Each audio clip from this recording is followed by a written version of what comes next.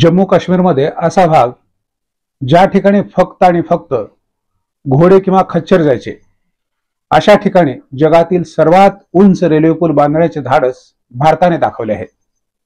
हा रेल्वे पूल म्हणजे जम्मू आणि काश्मीरमधील चिनाब रेल्वे ब्रिज। जम्मू आणि काश्मीरच्या चिनाब नदीवर हा पूल म्हणजे केवळ लोखंड आणि सिमेंट नाही, तर भारतीय स्थापत्य कलेचं आणि अभियंत्याच्या कौशल्याचं आणि धैर्याचं मूर्तिमंत प्रतीक आहे। नमस्कार, मी आहे प्राध्यापक डॉक्टर अशोक मरडे आणि आपण पाहत आहात साप्ताहिक विशेष।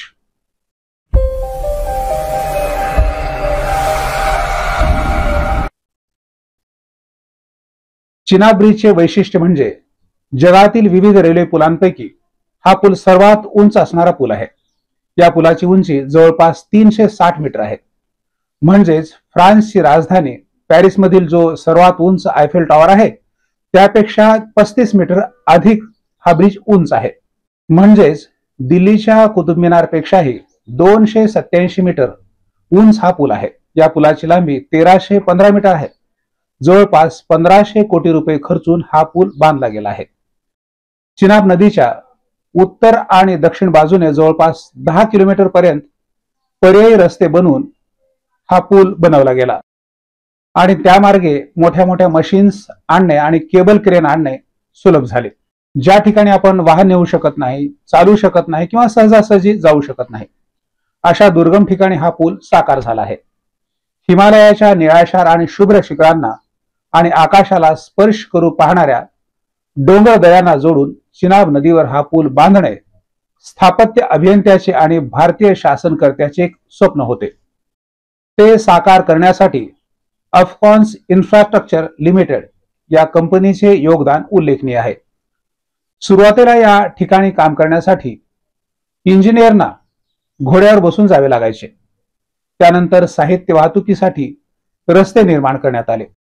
पुलाच्या गुणवत्तेबद्दल बोलायचे झाल्यास कोणती तडजोड असू नये यासाठी national accreditation board for testing and calibration laboratory द्वारा प्रमाणित एक लॅब निर्माण करण्यात आली आणि वेळोवेळी पुलाची गुणवत्ता पाहिली गेली। या पुलाचे वैशिष्ट्य म्हणजे या पुलासाठी 28,660 मेट्रिक टन स्टील वापरले गेले। हा पूल ब्लास्ट प्रूफ असल्याने युद्धजन्य परिस्थितीत देखील मजबूत स्थितीत राहून विस्फोटके देखील तो सहन करू शकणार आहे। 266 किलोमीटर प्रति तास इतक्या वेगाच्या वाऱ्यात देखील हा पूल सुरक्षित राहू शकणार आहे। भारतीय इंजिनियरची कुशलता आणि अपार कष्ट यामुळे हे स्वप्न साकार होऊ शकले। भारताचे पंतप्रधान नरेंद्र मोदी यांनी भारतीय रेल्वेने देशाच्या 2 टोकांना जोडण्याचे स्वप्न या पुलाचे लोकार्पण करून पूर्ण केले।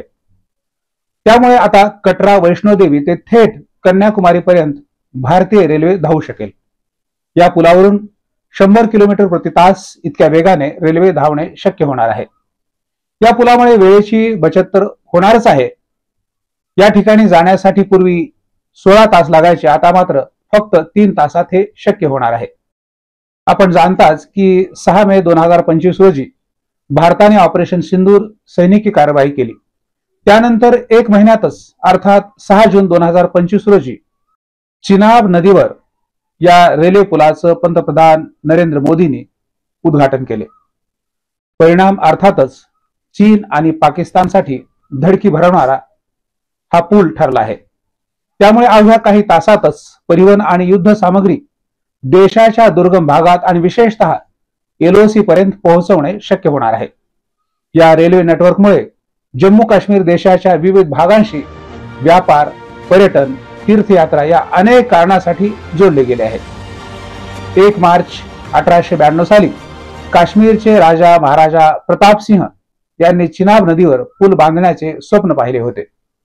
ते स्वप्न देशाचे पंतप्रधान श्री नरेंद्र मोदी यांच्या हस्ते झालेल्या उद्घाटनामुळे पूर्ण झाले आहे।